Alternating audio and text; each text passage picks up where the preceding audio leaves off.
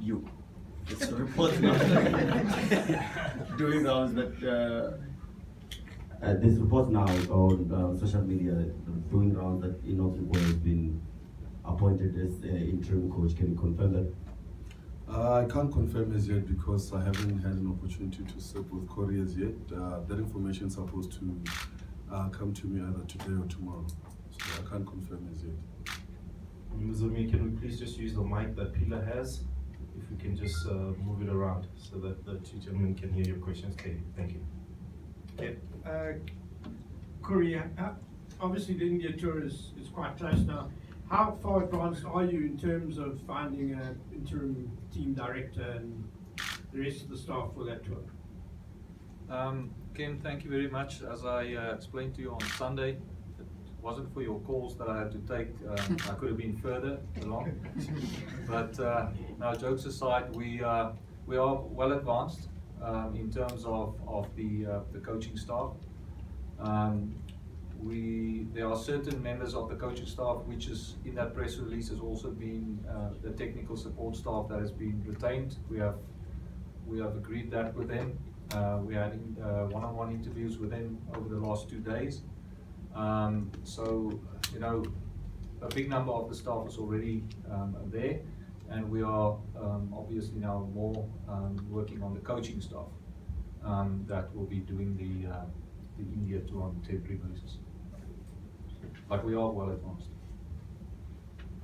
This is a question for both of you. Just as far as that role of director of cricket and team manager, it seems like a very positive move as far as structure goes. How do you think it will help to free up the coach to focus on their most important job, being performance?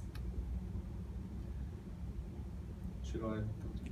So I think maybe some clarity needs to just be given in terms of the actual naming of the names and the structure itself, because I mean I've been congratulated on my new appointment as the interim head coach or the team manager, and there are distinct different roles. So I'm in an acting director of cricket role, which really looks after all national teams matters, and also pathways reporting to the future director of cricket. One of those reports is the team director of the national team. So the team director is what we used to call the head coach. It's the person that's ultimately accountable for the national team performance, the national men's team's performance. So he's the team director. One of his roles is head coach, but he also has certain roles in terms of player management, team environment, culture of the team. He's the driver and the ultimate responsible person for the team and its performance.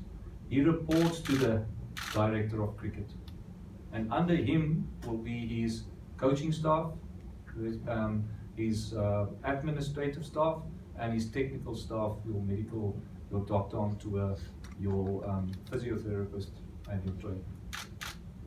If that makes a little bit more sense in terms of how the structure works. So the director of cricket reports into the CEO, and the team director reports into the director of cricket on the national team.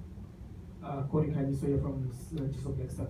Is it a similar role that Ravi Shastri has with India, and will there be different specifications for the job? Seemingly, when you look at the fact that now the team director also has to look after what you term as the culture of the team. So I'm not sure what exactly Ravi's role and responsibilities are. We have looked at the team director role and responsibilities, and we have taken some of the head coach roles and responsibilities and some of the team manager, the team manager of the past roles and responsibilities, and fused that, and some of them has gone down to the administration manager, if you can understand. So no more team manager role in terms of how we had it in the past. It's the team director who clearly is accountable for the performance of the national team. I hope that answers your question. I'm not sure whether I'm still. But you can ask again if I not answering the question. Good morning, guys. Tando Kamani from SABC Sport. I'm not sure anyone can answer this one. As far as the selectors are concerned and the convener, when or how far is that process? And also, how will they be incorporated in terms of selection and looking at the team director or supposedly the team manager? Okay. In the interim, what will happen is that the current acting director of cricket will act as convener of selectors. He will work with the team director together with the captain in selecting their squad as well as the team or the final 11 that will be playing on a particular day. So that's in the interim until we then, and I say we as in the director of cricket himself fills those roles. Thabang, Thabang is a freelance. I just wanted to ask what the motivation was to revamp the structure as opposed to just the personnel. I don't know if that makes sense. What was the thinking behind we need to change the structure to this new structure? And what is it that obviously you get from the new structure that you didn't get from the old one? Good question, Sim. So the reason why we ended up going this direction, or essentially what motivated the board together with the senior management of Cricket South Africa to go this route, is that we had to work as a senior management on a new strategy for the organization in terms of where do we see Cricket South Africa going in the future. As you know, we've had Project 654 that we've had to deal with, the restructuring of domestic cricket. And part of our strategy session spoke mostly about the national team as far as cricket is concerned and what we wanted to achieve through the national team. Part of that being bringing the national team closer to the organization so that we are indeed seen as one organization, having better communication lines with the national team. And then one other thing that we identified was the style of play. So we wanted to influence or to at least adopt a certain style of play as far as the national team is concerned, which to us as management was not really clear, if I may put it that way. And then we also wanted to change the culture for various reasons, whether it be administrative, communication, brand management point of view. So we wanted to change the culture and the team. So that's not necessarily saying that the current culture that the team has been operating under, which is the Protea Fire, is being done away with. So that's the team culture, but we want to have an organizational culture which will essentially embody this Protea Fire culture as well, where the team will be expected to act and behave in a certain manner when representing Cricket South Africa. So that was part of the reasons why we wanted to go this route. And for us to then be able to essentially adopt the strategy, accountability was the key factor that we spoke about. And at that, we spoke about the clear line of sight. So in saying that, we then obviously took most of the responsibilities that lie on, or used to lie with the board. And those responsibilities were now passed on to the CEO, which is myself, and then I was obviously encouraged by the board to do the same as well, to empower the management staff that will be reporting to me with this necessary power-making decisions so that I in turn can be able to hold them to account. So the board used to appoint the coach, which is the team director in this new structure. That will no longer happen. The director of cricket will do that. The board used to appoint the convener of selectors together with the selection team. The director of cricket will do that.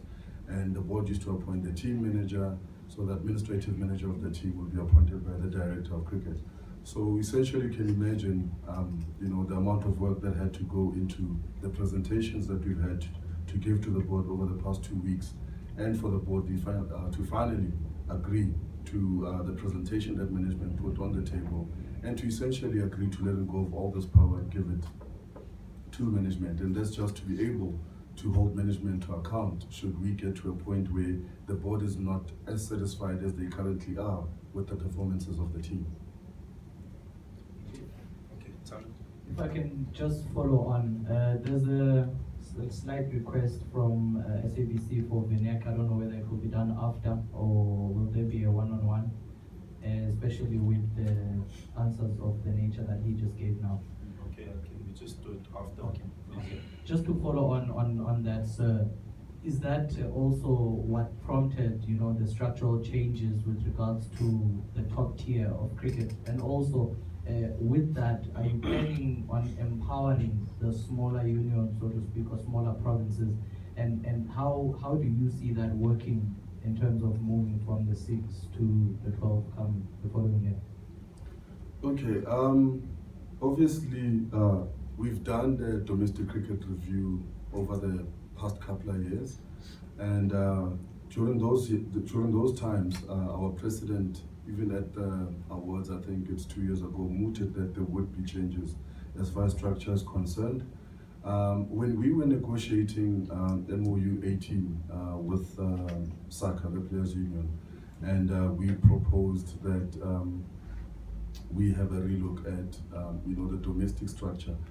SACA also advised that we would need to look at what we currently term the semi-provincial cricket, because it was that top tier was a burdensome structure as far as the finances of Cricket South Africa is concerned. And at that, if you look at the performances of that tier, they were not satisfactory. So essentially, it's a structure that is costing us money, but not necessarily yielding the results that we want to see from a professional cricket point of view. Number 3 is that obviously because of us having targets, so to speak, players tend to be called up to represent either their franchise teams when there is injuries or shortfalls at the top, and similarly players get called from franchise to the Proteas. So more often than not, we found ourselves transgressing against the rules of ICC when it comes to players moving up and down, as far as these structures are concerned. And now at every CEC at ICC, I had to explain why this happened, why we shouldn't be suspended for these points, to not dock these points, to not penalize us there, because these are the reasons. So it was causing too much administrative problems for us.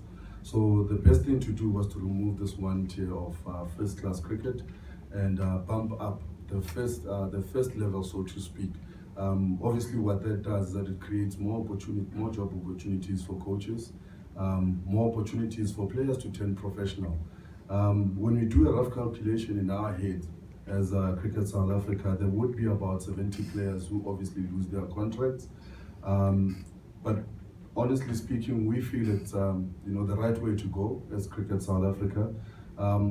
You really have to be a poor performer as a player to find yourself in that 70, if you think about it. Because there will be literally over 140, I think, players who get an opportunity to turn professional from semi-professional.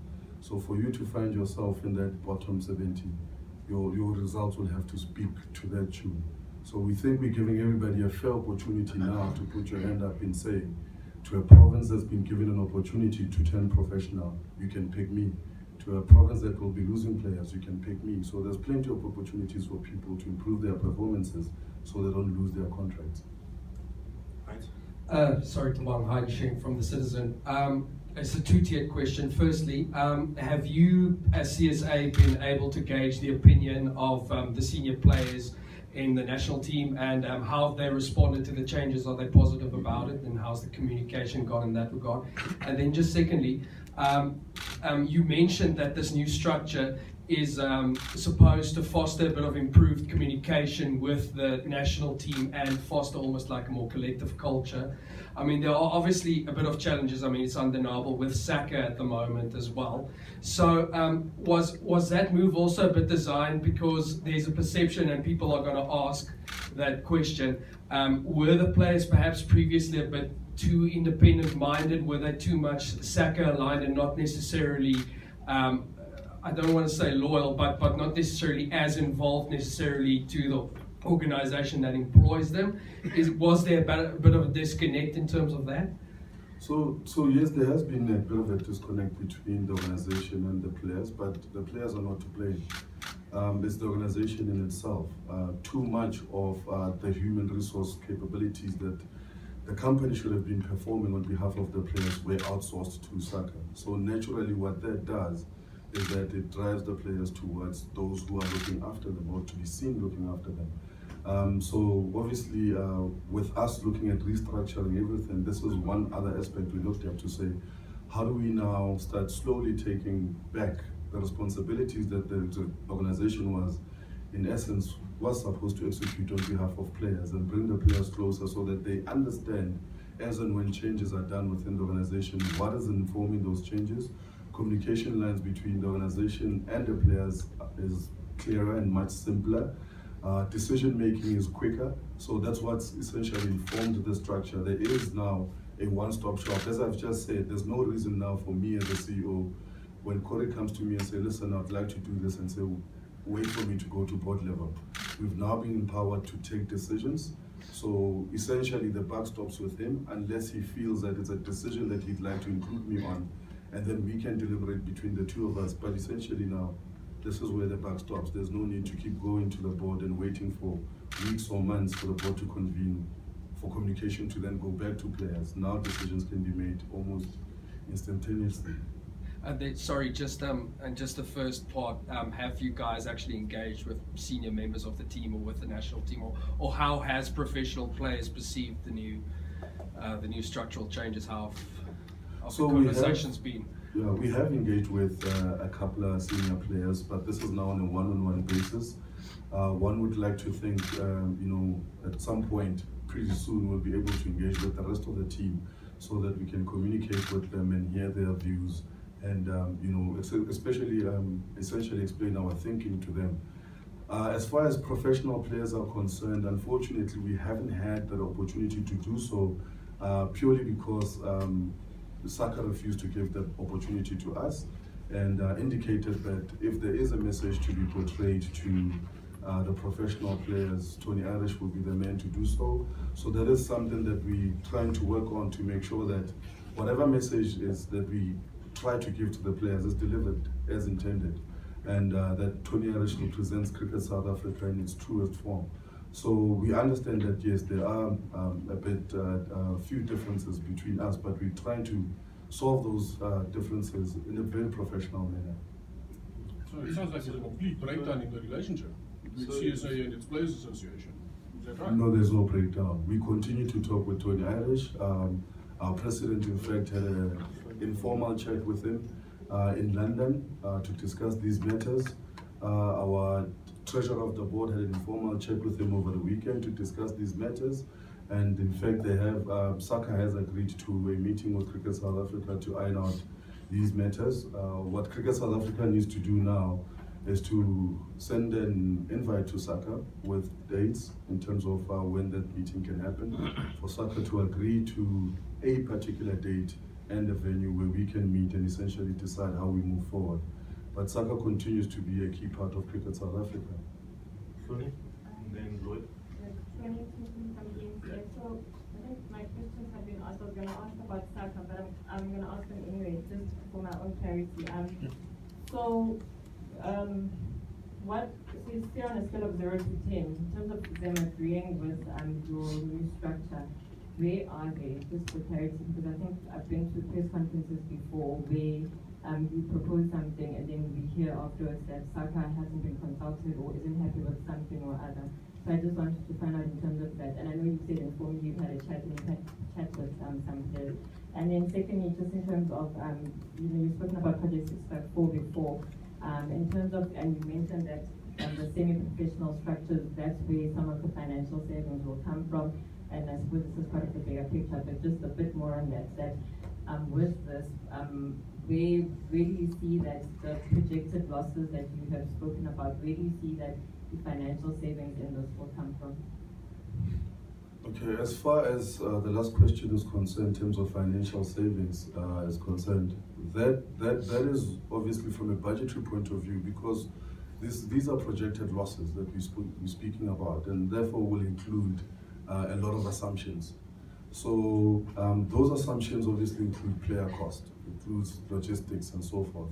So until we can get to sit with SAC and agree on the granular detail, unfortunately those remain just that, the budget assumptions. So even the 654 is worked on a lot of assumptions as we speak. So it's not a factual loss that we're going to experience as Cricket South Africa. But what we're saying is that We'd rather communicate that this is what we see, and we want to work together with the entire system in making sure that we actually do not realize such losses, whether they become lesser or more than that. The idea here is to make sure that we don't get to that point. Good. Okay, as far as the restructuring of domestic cricket is concerned, all the pointers that were put on the table when it comes to the restructure thereof are pointers that SACA had agreed to. What they haven't agreed to from a consultation point of view was the level of detail that was given to them by Cricket South Africa. And from Cricket South Africa's point of view, we have explained why we've given them the detail that we have and not as much detail as they would wanted to see. And so they're still not happy with that? They're still not happy with the level of detail, yes, but as far as the restructure is concerned, that's something that they have endorsed. Thabang from News 24. It's our understanding that after a meeting in February, the CSA board proposed that the CEO would have the final say on team selections moving forward, and that plan was squashed before the World Cup. Moving forward, can we have guarantees that won't be the case, or might that be something that the CEO revisits? So that policy has always been there. It wasn't something new. What's happened was that we haven't managed to reach our transformational targets in the past. So we didn't reach them again, in the previous year. And obviously with us not being able to reach the targets that we set for ourselves, it concerned the board. And then obviously we'd have to now go back as senior management and some board members to go to the minister to explain why this hasn't happened, to see the EPG panel and explain why we find ourselves in a picture that we would be at the time. And given that the board was concerned, the board then spoke about maybe activating this policy, which was in place already. A couple of names were mooted in the meeting in terms of who should have the sign-off. So it's not the final say. It's to have a sign-off on the final 11 that goes onto the field with the view of looking at the targets that have been set that needs to be achieved at the end of the year. So essentially the thinking is that the selector will have his own team that he wishes to select. How that team looks demographically, it's not my problem as a CEO. I would sign off that team irrespective of how it looks. But I would sign it off based on the fact that I would have communicated with him that you need to understand that if you look down the road, this is now what you need to do to get to that final mark. So essentially what happens is that if I sign off every team and then at the end of the season we haven't reached those targets, the board then held me accountable. My job is just to continue to remind the convener that if you've selected a team that looks like this, this is what it means. If the next match comes and you select a team that looks like this, the target has changed, this is now what it means for you going forward. So essentially that's what it meant. It didn't mean that the CEO would be selected. So moving forward, that'll remain what happens, you won't be involved in selecting teams. So as things stand, the board has decided to put that policy on ice. So no, we will not be actioning it unless the board then says from an EPG point of view, we want to now activate it because as most of you or some of you might know, we are now being asked to project for the next 10 years. And as you can imagine, it's a very difficult job to do, given that cricket does not have the right to have substitutes that are counted, so to speak. Sorry, if I can just grab one more. Okay, one last one. Thabang, just on, if we can wrap up Otis and those discussions and how that ended. It's also understanding that early in the year in February, there was an agreement in principle that he would have his contract extended to April 2021. If you can just give us an idea of what the talks were with you and Otis from that point up until the World Cup, and what his thinking was going into the World Cup in terms of what he needed to achieve. Sure. So I basically went to the board.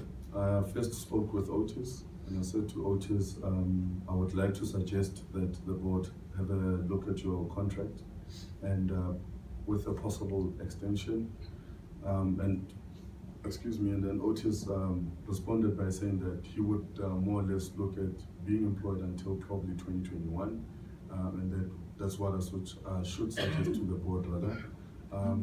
I did suggest that to the board. The board deliberated on that, and part of the board agreeing, or what the board essentially said to me, let me rather quote what was said to me verbatim was, we are agreeing that you can go ahead as you and extend the coach's contract subject to him agreeing to key specific pointers in his contract changing. Part of that being EPG, part of that being communication, part of that being performance. We went back to the coach together with the now acting director of cricket and communicated such to the coach, of which he said he could not immediately agree until he saw what his contract looked like. Now, that meeting is essentially the same meeting where this policy was of selection was spoken of. And obviously, it is well documented now in the media that the coach was not really happy about the board rather wanting to now activate this policy. And in fact, this policy was in place for 3 days. So it's not later on in the year. It's literally 3 days. The 1st of February meeting, I think, was on a Friday evening. And on a Monday evening, the president called me and said, listen, Thabang, I've had a chat with a few guys as far as the team's concerned, and we're thinking of putting this policy on ice. Would you mind if we do that?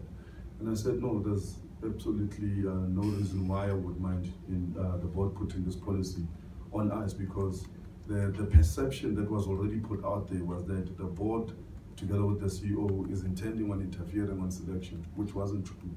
So to dispel such notions or rumors, we just simply put the policy on ice. So similarly, with Otis not agreeing, that's one of the decisions, again, that emanated from that meeting that caused the board to then say, listen, because the coach is not agreeable to a few things that we're already saying, let's rather put his contract on ice as well and judge him the same way that we said we would from the first on, which is on his performances at the World Cup. Stuart? I've got a question for each. So, Thabang, my one is for you is on Sunday you quoted as saying this new structure brings CSA into line with best practice in professional sport. Can you just give us an idea of where in professional sport that is? And related to that, also CSA is advertising for the positions of the DOC, a team director, and a convener of selectors. What's the deadline for when those people will be in place? And then for Corrie, as far as the India tour is concerned, we'll have to proceed with the captain. Okay. As far as the decisions that were taken on the structure, as well as bringing us into best practices with professional sport, essentially what that does is that it allows me as the CEO to focus on the operations of the company like I need to. It allows the director of cricket to now focus on the national team and our cricket structures like he needs to have the say that he needs to have in that respective department, being the cricket services department, like he should. What it also does is that it empowers the director of cricket to sit with the team director, a la coach, and say, here's your team, you do with it as you please, and I will hold you accountable. So the director of cricket will essentially let the team director know what is it that he's looking for. The team director, in terms of what ingredients he puts in place to essentially present that stew, is up to him. So it allows everybody to have that sort of accountability, and that's what I mean by professional sports. Similarly, Corrie didn't really explain the structure in detail. So part of what we've said is that now going forward, the guys who are in the medical setup of the team should have the right to speak up if they feel a player is not fit to play, should have the right to say to a selector, no, this player you cannot pick because they're not ready as far as their scheduled workload and recovery from injury is concerned. So the chief medical officer will also be in charge of player workload management and the administration thereof, and he will have the necessary powers to dictate when players should rest. It's been very difficult in the past to give a young guy like KG some rest, but nobody has been essentially accountable to say when he should rest. So now there is somebody who's going to be held accountable. We cannot complain about poor team performances and blame fatigue, injuries and so forth when there's somebody who's directly in charge of making sure that such instances do not influence team performance. Similarly, in selection, the convener will be held accountable in terms of his planning and how he executes his planning.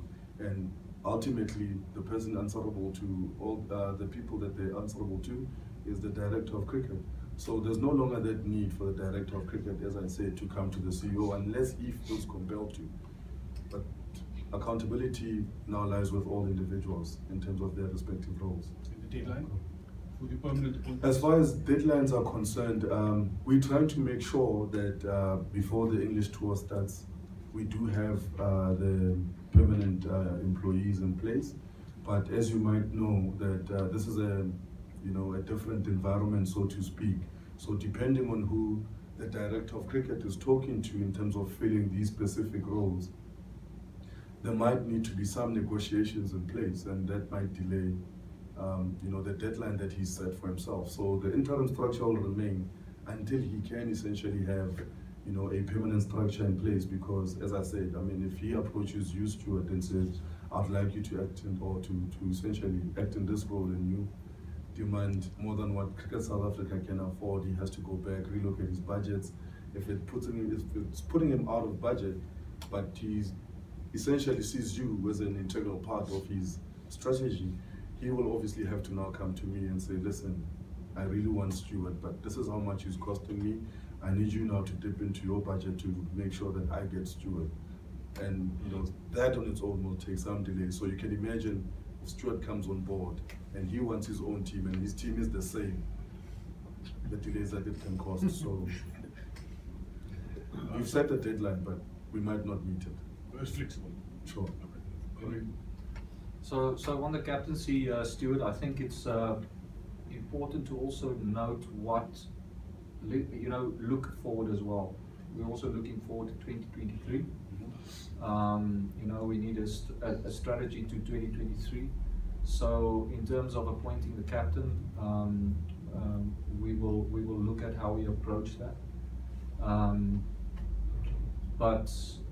And we are having a selection meeting in the next day and a half to confirm that. But to answer your question, is Faf going to be the captain? Faf will be the captain of the test team, and then we will talk about the white ball cricket strategy to 2023 and how that affects decision making. All right, Simon, then Ken, Tinus, and Thabang. Simon here, 1WSR. Thabang, you mentioned that part of the reason for this restructuring was to change the culture and the style of play of the team. Specifically, what have you been unhappy with in the past, and how will the change in the structure affect things like that? I think as far as performances are concerned, it is there. It's well documented that our betting has sort of deteriorated, and it raised a concern with us, and that is something that we're looking to improve. I think in the past we've been a well-balanced team. We haven't really been, whether you could say, batting heavy or bowling heavy.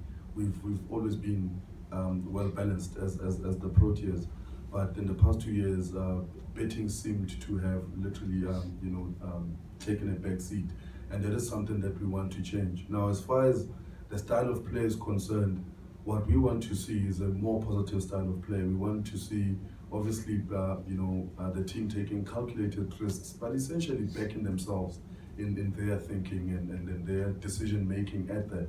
And that is what we're hoping that the director of cricket will essentially influence together with the team director. So it helps from an accountability point of view, in a sense that if you're telling the team director that this is the sort of style of play we want to see, he can take whatever he wants and from a resource point of view and essentially drive us to that direction. From a culture point of view, we haven't been really happy as management of Cricket South Africa, because we didn't feel that we were as close as we should have been. First of all, I said this earlier, to the team, and we didn't feel the team was as close as it should be as well, to the organization. And there are obviously certain instances that I'm not at liberty to talk to in a public space in terms of what we wanted to influence in the team space. I would like to have an opportunity myself and the director of cricket to essentially have a sit down with the team to talk about the things that we want to see improve in their space, and they too can have their say in terms of what they think we need to improve as management of Cricket South Africa as far as their space is concerned. So it needs to be obviously a two-way conversation that needs to take place before we can essentially air our dirty laundry in public. Okay. Then teams. Thabang, given that the board and senior management want to play a role in the actual style of play that the team is going to produce out on the field, and I think apart from Corrie, no one else on the board or in senior management has any first-class cricket experience. Does this not put a hell of a lot of pressure on the director of cricket, and therefore a lot of pressure on finding the right person, because there's so much power concentrated in that one position? And given that, as you mentioned yourself, budgetary constraints, is it not a worry, this sort of concentration of power, and making sure that you do get the right person for that position? Thanks for your questions, Ken. I think if you talk about, and the experience that an individual has as far as playing first-class cricket is concerned, I don't really see it as that much important given what we want to achieve. What we after here is the brains of an individual. So, we have appointed some coaches with the required experience, if I may put it that way, in the past. None of them have won us the World Cup before.